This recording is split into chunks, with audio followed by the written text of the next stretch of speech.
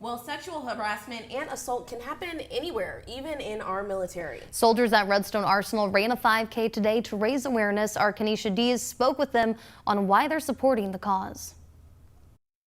Last year, U.S. Army soldier Vanessa Guillen, based in Fort Hood, Texas, gained nationwide attention after her death. Prior to that, her family says that she was sexually assaulted but didn't report it.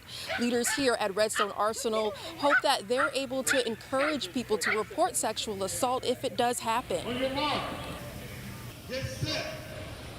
I have a duty as American soldiers to, protect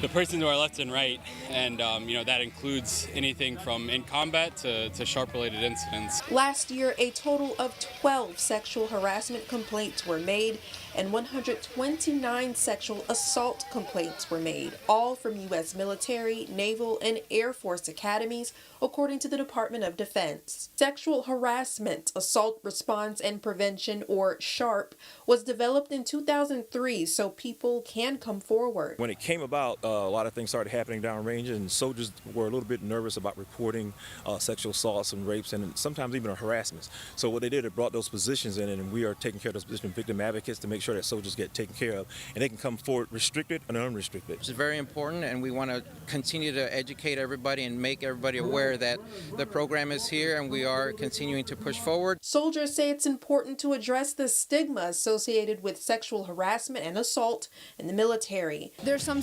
junior males that also go through the same thing, and they don't want to say anything about it because of the stigma that goes with it. So what we're out here right now doing is breaking that stigma by having male females running along each other, supporting each other in this effort. Putting the Valley first, Kenesha Dees, WZDX News.